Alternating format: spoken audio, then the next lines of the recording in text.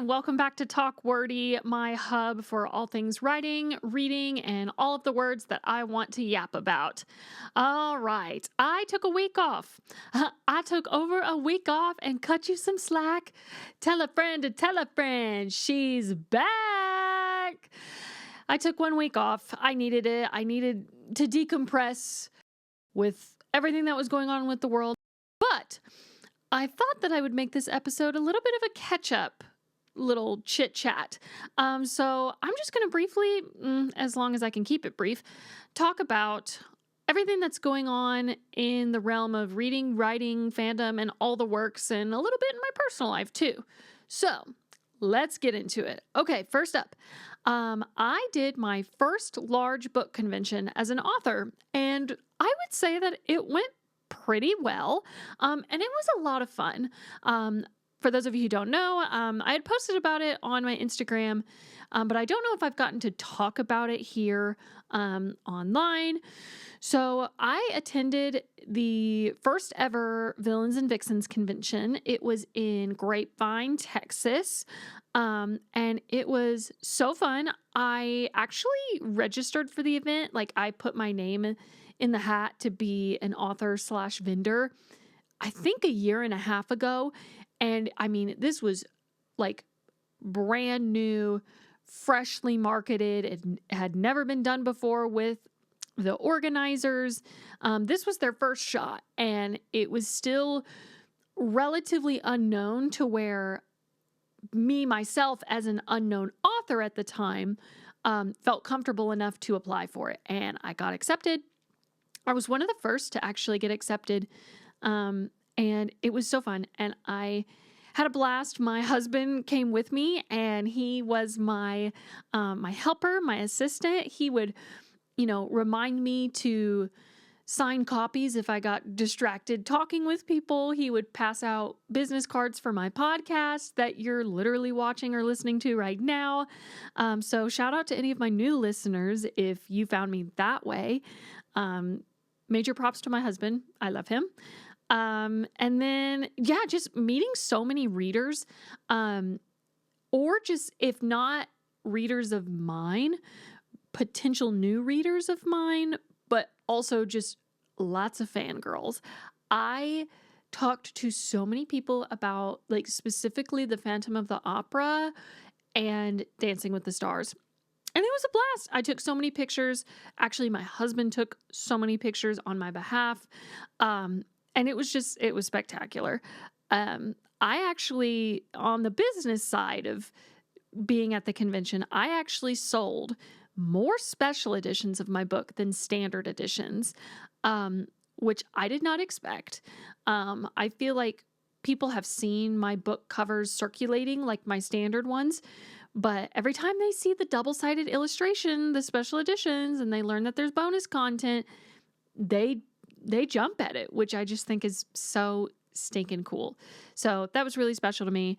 And if you are at all tempted to, understand the hype behind my books, whether the standard or special editions, they are on my website. They are available for purchase. Shameless plug. I don't care. This is my show. The Fall of Jericho and the Rise of Daragon, romantasy retellings of Sleeping Beauty and the Phantom of the Opera. My website is sydneyapplegate.com. If you buy anything on there, whatever edition you buy, I will personally ship it to you. It includes shipping, so you're already taken care of.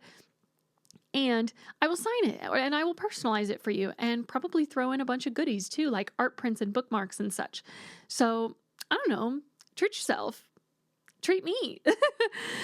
Okay, that's a little bit about Villains and Vixens. I had a lot of friends go, and they were volunteers. Like, they helped, with other vendors or authors, or, control the crowds. So it was fun that it wasn't like just me and my husband on my own. I also got to spend a lot of time with a lot of friends in my book club, which was really special. And I love the Gay Lorde Texan Resort Hotel, whatever. I love it there. If you've ever been, you'll understand why. Because otherwise this description is going to sound weird, but it smells like a swimming pool nearly everywhere you go. And something about that to me makes it feel like it's summertime, like year round. And I just love it. It's so fun. So yeah, that was Villains and Vixens at like a very broad glance. If you'll look over here on my table for all of my visual watchers, I have two of the books. I actually kept my book haul from Villains and Vixens very small. Yay me. Not really. I really wanted to buy more, but I kept it small. The only two books that I bought from the convention, I bought The Curse of Ophelia by Nicole Platania, and then I bought, oh my gosh, This Blood. I always want to call it like The Blood That Burns Us, and I'm like, that's not the right book. And it's also This, not The. This Blood That Binds Us by S.L. Coakley. I have been following her on TikTok for literal ages. And I think she does something so cool with like her pastel cutesy marketing for like paranormal romance and fantasy. So it was so fun getting to meet her and Nicole. They are both sweethearts. And I can't wait to read their books. I've got some fall reads that I want to get to first, but I feel like these are going to be some really good springtime pick-me-up reads. So can't wait to get to those. And that's as far as I'll get into as, with Villains and Vixens. It was the best. The organizers are lovely. If you are a bookish vendor or an author and you have the vaguest interest in doing the convention when it goes to another location or, next year or whenever the next one is, apply. They are wonderful. I had, some stuff in the like setup process happen that kind of gave me a little bit of a hiccup, and they were super flexible with me, and they were awesome.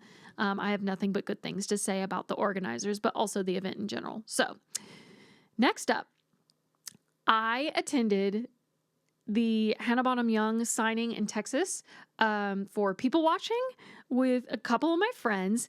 It was so fun. Now, only downside, a lot of the crazy events in the world that were happening, they happened while I was at the event.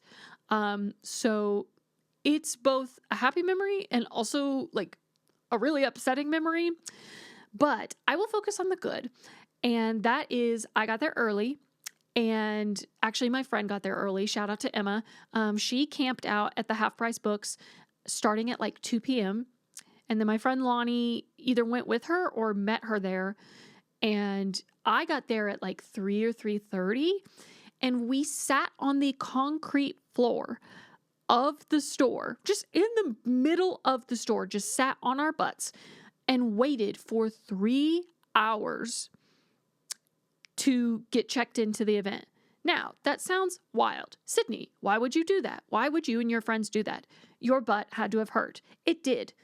I thought that like it had all just deflated and I was just sitting on bone and it was horrible. But it was for a worthy cause because me and my friends sat first row in the dead center for this event.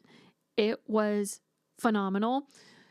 I don't know if I understand like with music concerts, and we'll also touch on that in a little bit. When you go to concerts and you like see your favorite artist in the flesh, even if you're like super far away, you're recognizing like, oh my gosh, I'm in the same building as this person that's made such an impact on me. That's how I felt, but like tripled when I was sitting front row for Hannah Bonam-Young's event. It was insane. Fun fact, during the audience Q&A portion, somebody, I guess it wasn't really a question, but somebody had mentioned that her male main character Milo looked like a certain, I think a WWE wrestler or like maybe in the featherweight category. But Hannah didn't recognize who it was, and neither did her moderator, Nana. And so I heard the name and I typed it in on my phone and I looked at the image that popped up and I was like, I kind of see it. And Hannah was like, wait, let me see. And so I understand that I was going to have a meet and greet with her and I was going to get to, hug her and meet her and have her sign my books. But like, I got to leave my seat, go up to where she was and hand her my phone, and like our hands brushed. And I geeked out. I geeked out, which was super special because My other two friends, if I'm a Hannah Bonam-Young fan, I am like a local compared to my two friends. Lonnie and Emma love Hannah Bonam-Young, something fierce. And Hannah's friend and her PA that like, I guess moved to America to like work for her and be friends with her, which honestly, good for you, girl. That's so freaking cool. She brought a Polaroid to the event and picked my two friends to take 10 Polaroid pictures throughout the event to document it for Hannah. And they were just so ecstatic. And I loved that for them. I had no ounce of jealousy because obviously like they're light years ahead of me in like fangirling for this woman. I've only recently become a big time reader of Hannah Bonam-Young. And also as a person, she's freaking lovely. I know that there are some people that say that there are authors out there that like they love their books, but like they don't mesh well with them as like a person, or like they're not who they expect him to be. Every wonderful thing you think about Hannah Bonam-Young is true. I promise you. Probably even more so. So the fact that like I got to have like that little moment of like just handing her my phone, like the amount of joy I was able to take out of that was silly, honestly. I'm a grown woman and I don't care. I don't care. I was so ecstatic, and that was just such a really cool moment for me, and the Polaroid with my friends. Like it was just such a special night. And then when I got to the signing line, and I was one of the first to get my book signed because again, we got there super early. I, hand her my books and I'm like, oh my gosh, this, like, I'm so excited to like meet you again. Ha ha ha. Cause you've already like interacted with me a little bit. And this is not an exact quote because I think I partially blacked out when she said it because I was like, what do you mean? You know that I exist. I know I'm standing right in front of you, but what do you mean you know I exist? What do you mean you're talking to me right now? She looked me in the face. I was wearing this 2-piece set that was like white and baby brown gingham with like little puff sleeves and a V-neck. And she looked me in the face and was like, it's so funny. I actually kept unintentionally looking at you because your outfit was so cute. I was trying to figure out some outfits that would theme well with the book, which I have on top of my stack here. She was like, I was trying to find outfits that would like theme really well to the book for tour. And yours is just so on theme. It's so cute. You look so precious. And I was gagged. I was absolutely gagged. I am amazed that I was able to spit out sentences in English after that. I think I ended up saying something like, wow, that's crazy because this outfit was $6. I just outed myself as poor. It's okay.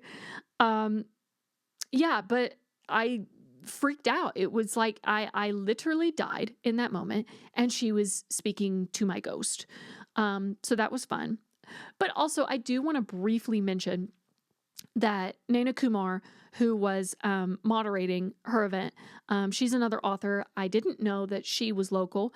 And I didn't know anything about her books. I had heard about Flirting with Disaster, I think is what it's called. The blurb on that book didn't resonate with me. And then I saw she had another one called Say You'll Be Mine. And I picked it up. And I love the show Never Have I Ever. I just like Devi Vishwakumar and Ben Gross and, that Netflix TV show. I love it so much. And that kind of first introduced me like at a much more in-depth glance to like Indian culture. And so I started reading the blurb and I was like, oh, I have to buy this because I want her to sign something. I want to have something of Naina's since she did this event. And I was also trying to conserve some phone battery life. And so I didn't get on my phone before the event started because we were obviously waiting a while. And I started reading her book and I think I read like 6 chapters and I was like, this is amazing. So I highly recommend that book. She is lovely. I got pictures with both authors, obviously, and it was just a joy. I had so much fun. I highly recommend you go to local author events, especially if you don't know the author. Go anyways. You never know. You'll find your next favorite book. Ooh, okay, I'm switching. My leg was falling asleep. Okay, third, big status update. This is probably one of the biggest highlights that I have for this episode, and that is I took a solo road trip to Austin and attended the Lorde concert. Okay, so flashback to when Talk Wordy first started, my first ever episode. I think my first storytime in-depth segment was about trying and eventually succeeding in copying Lorde tickets. Well, ladies and gentlemen, it's finally here. It finally happened. I saw Lorde in the flesh, and it was phenomenal. Because remember, I bought these tickets. The tickets went on sale before the full Virgin album came out. And I only had one single to go off of. And I was like, okay, I'm going to just rely on the fact that even if this album isn't for me, she's going to play her old hits. And she did. But I'm telling you guys, the Virgin album is my album of the summer. I don't know if they picked an album or a song of the summer for this year because it was all just kind of a blur.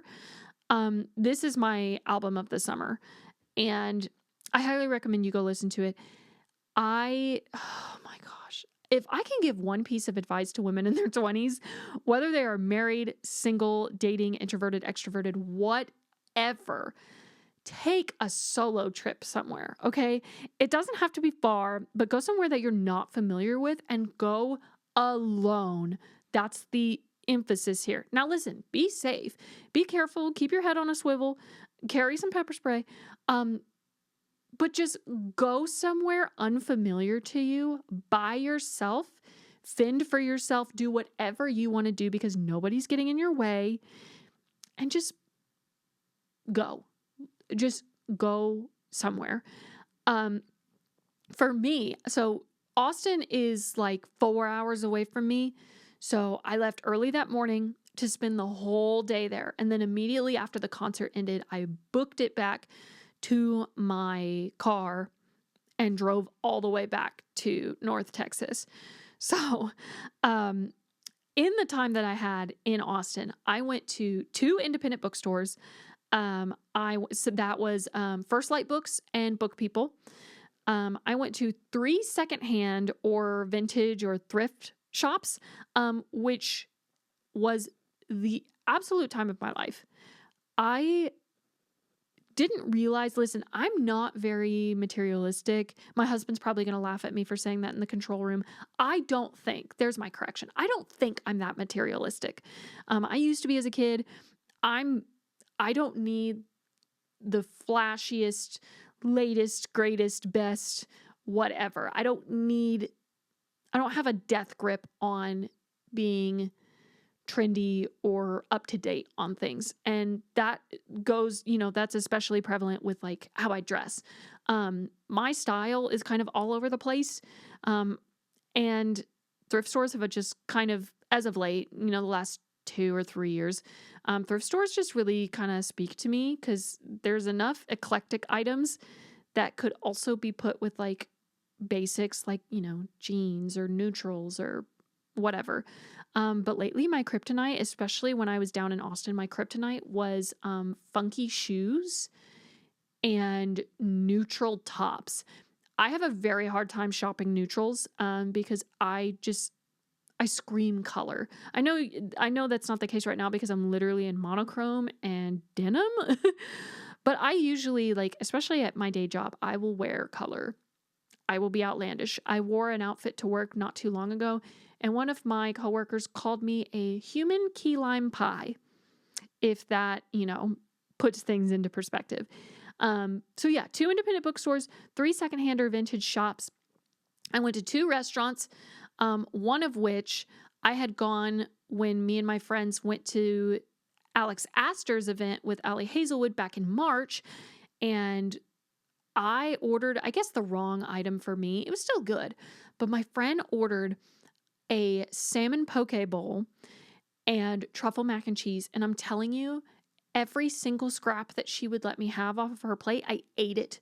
I cleared it.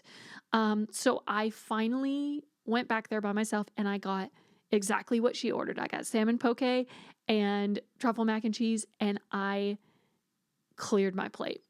It was so wonderful. It felt like the world had healed. Especially because I didn't have to buy any concert food. Well, not true. I bought a salt pretzel and a water bottle, but I didn't have to buy like dinner. I just bought a little snack, a little pick-me-up. But yeah, 2 bookstores, 3 thrift shops, 2 restaurants, and then I went to Moody Center. So, in total, fun fact, I spent 9.5 hours in my car. Okay, that's not even just like out and about. I spent 9.5 hours in the car, 1.5 of which were spent watching the Summer I Turned Pretty series finale and screaming during the scene with the staircase. Hello? Like, I'm not going to detail it, but wow.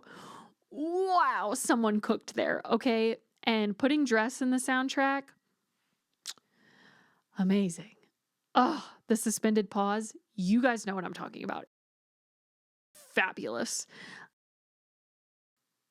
But yeah, all that time in the car and then going out in the city alone, and really doing my best to stay off my phone, it really put into perspective that there really are 24 hours in every single day, but depending on how you walk them out, it feels longer. And I'm not saying that because I was in my car for such a long time. The car ride felt the fastest both ways. Even in the dark when I couldn't see much, like the drive went by fast.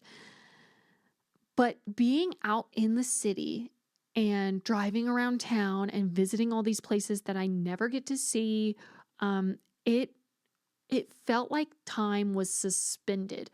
Truly, like, I feel like I walked into Moody Center 30 minutes tops before Lorde went on. I saw a little bit of the opener. I saw a little bit of Japanese House, but I was obviously there for Lorde. I got merch, whatever. But I mean, it was so easy. I mean, minus the fact that they made me throw away my pepper spray. I'm still mad about that. That was the only hiccup. Otherwise, I just walked into Moody Center, showed my ticket, got my t-shirt, sat down, concert happened, I left. I had fun, obviously, and then I left. It was, and again, I can get overwhelmed by the unknown, but this trip really pushed me outside of my comfort zone, and it was probably some of the most fun I've had in a long, long time. I also hound my husband about how badly I want a vacation, and this was sort of, I'm not going to say this fully covered my wanderlust, the ache to travel, but like it helped take the edge off. It helped curb my appetite a little bit. It was so fun. As far as the set list goes, this was a perfect set list. Truly, it hit every single album that Lorde has put out. We got deep cuts. We got underrated bangers. We got the it girls of her discography. It was so wonderful.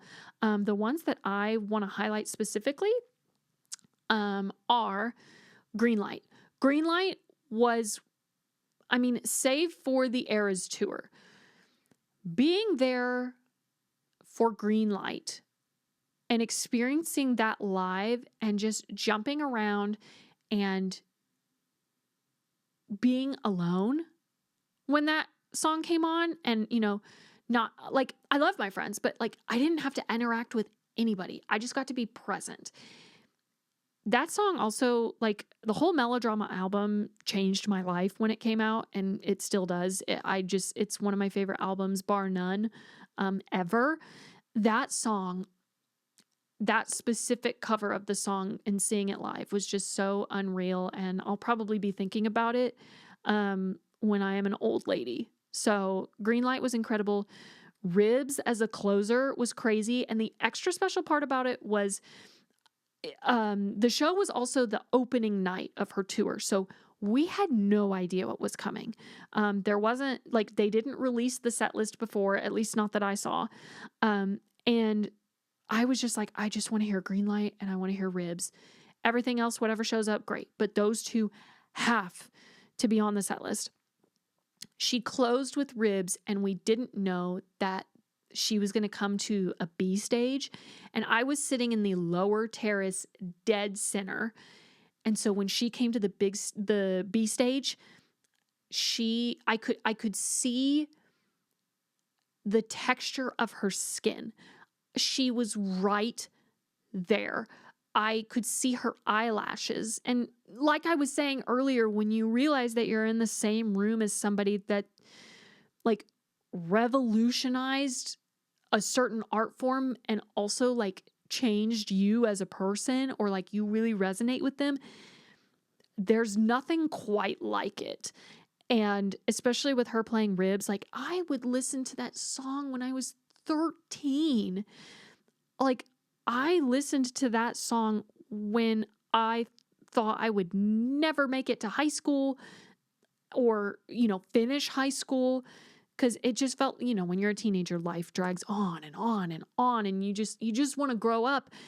And then you wind up dancing at her concert to that song and you're 25 and your frontal lobe is fully developed. It was just the craziest realization, and it was such a really cool experience. Other songs, she did her entire Virgin album and it was incredible. No notes. She also played a song. The one song on the set list I didn't know was No Better.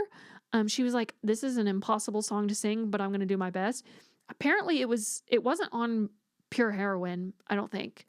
It was just a single that she released in 2013. And I had no idea what was going on, but it was so catchy. I can't stop listening to it now. I listen to it about 5 times every single day now. And then lastly, I just want to give my flowers to Oceanic Feeling from Solar Power. I knew she was going to play some Solar Power. She played maybe 2 songs, I feel like. She didn't play Mood Ring. She didn't play Solar Power. She played Oceanic Feeling and Big Star. Like I said, deep cuts, okay? I really thought she was going to play Secrets from a Girl Who's Seen It All. That's one of my favorites from Solar Power. When she started her 3rd or 4th act of the show with Oceanic Feeling and then went into Big Star, I felt like I was floating out of my seat because we had been, go, go, go, jam, party, scream, thrash around. And then we went to this and I was just like, whoa. It's like in Wolf of Wall Street when suddenly they just went straight to the drool phase. That's the only thing I could compare it to. It felt like I was trying to move through molasses or mud or jello. There was this resistance, this like stickiness. It was so good. Amazing set list, amazing concert, amazing trip. Just, I can't get over it. I want to go again. I love Austin. I don't love it enough to live there because it's expensive, but like, I wish I could stay there for longer than a day. Maybe I'll drag my husband on a road trip there. Okay. And last, but certainly not least, I want to give you guys a Dancing with the Stars inspired rom-com book update. That was a mouthful, but that's because I still haven't given my book a title, which is hilarious. I've given my agent like maybe 2 to 4 title options, and I wasn't exactly set on them, but she seemed to like them, but she hasn't decided which one is like our number one girl. So for now, she's still Dancing with the Stars. But I wanted to give you an update on the book. However, I've got some good news and I've got some bad news. The good news is there's no more plague. Huzzah! The bad news is there's no more London. I don't know if you've seen that TikTok audio going around. It's one of my favorites. Okay, so I'll start with the good news. The good news is my Dancing with the Stars predictions for this season that I talked about in, I think it was my most recent episode before I took my week off. My predictions were pretty much on the money. Like, I think I nailed it. Lauren and Daniela were further set up to be dark horse candidates, like I said. Again, Lauren just gave me this, like, I'm too cool for this, but really that's just her confidence. She and Brandon did very well with their tango. And so did Danielle and Pasha. I was very impressed because Danielle's never danced before, and she whipped out that tango, and it was really surprising. I think a lot of people are going to be rethinking their Dancing with the Stars brackets now. Robert for Mirrorball, obviously. It's funny because their rehearsal package before their performance made it look like he was going to make a fool of himself. Made him look uncoordinated, awkward, silly. And then he came out there, and then obviously you heard Derek's comment about how it was the best first routine that he's seen on the show. Which, do I want to agree with him? Yes. Do I quite agree with him? Kind of. I will argue that one of the best will still always and forever be Marilyn Max. But, whatever. Scott and Riley being robbed in scoring, that's why I ranked them a little lower. But I personally love them as a pair. But watching them get lowballed in score, and mind you, they did drop scores lower than previous premiere nights. Thank goodness. And we'll get to that in a second. I think that they deserved at least 1-6, but, I'm not on the judges panel, so I guess I can't say anything. Back to low scoring, the return of the 4 paddle was amazing. I was hoping that they were going to whip out some 4s, and they did, and I was proud of them. Good critiques, but also, they did need to score low. A little pissed that they gave the accidental 8 to Whitney when it should have been 7s. But, I'll just let that go. I'll let that fly under the radar. Okay, so those are my predictions wise that were, spot on. The other good news is that the book I'm currently writing is currently 92,000 words long. Now, listen, some of y'all are like, I don't know how many pages that is, so I don't know how long that is. I would say that that's maybe like a 350 page book, depending on the formatting, maybe even in the 400s. I gave myself a 95,000 word ceiling. I'm going to cross it. I'm going to try and keep it under 100. I'm going to trim out some filler, but then I'm also going to fill it in with the good stuff. And then I'm hoping to finish it by Halloween, earlier if I can. Fingers crossed. Pray for me. The bad news. Okay. Like I had said on TikTok, the bad news is more so for me than it is for y'all because it doesn't quite affect you guys. The bad news is they announced on the Dancing with the Stars podcast, hosted by Joey Grozade, they announced all of the themings for the season. And also, I'm a little annoyed that they're doing themes for every single night save for the finale. But the theme for the semifinals was, in fact, the exact theme that I wrote into my Dancing with the Stars inspired rom-com. I created a Prince night, and I will reveal this about my book, one that is staying. I won't tell you where in the book, but there is a theme night in my book that's Beatles night. But then, eventually semifinals in my book was Prince night. And when I heard them announce that Prince night was semifinals, I thought I had been stabbed. Genuinely, I thought I had been stabbed. I was gutted. I wanted to sob, truthfully. But then I was like, no, don't be pathetic, Sydney. Don't do it. But cutting 4,000 words was gut-wrenching, especially because I know how long it took to write those words, to then cut them. Because that's one thing about my book. I always want to emphasize that it is Dancing with the Stars inspired. It is not Dancing with the Stars fanfic. It is not, I'm going to self-insert myself. I don't like the way that grammar came out. I'm not going to insert myself into this alternate reality in my head where I am famous enough to dance on the show. It's not like that. It's original characters. It is a ballroom/studio dance competition romance book that's slightly taken from Dancing with the Stars, but it's for regular people, not for stars. And there's different mechanics of the show that work differently than Dancing with the Stars. Anyways, ignore me. I'm going on a tangent. So to eulogize the part of my book I originally had and will now be written, will not be written, rewritten. What am I saying? I want to eulogize the part of my book that has now died and needs to be rewritten. And to do so, I will reveal what was going to be in the book. And that was because in the semifinals, it's the first week that they dance 2 routines. And I, in my brain, had my couple dancing it was either a foxtrot or a rumba or a fusion of the two to Purple Rain. Obviously, you think I'm not going to write Purple Rain with all of... I can't.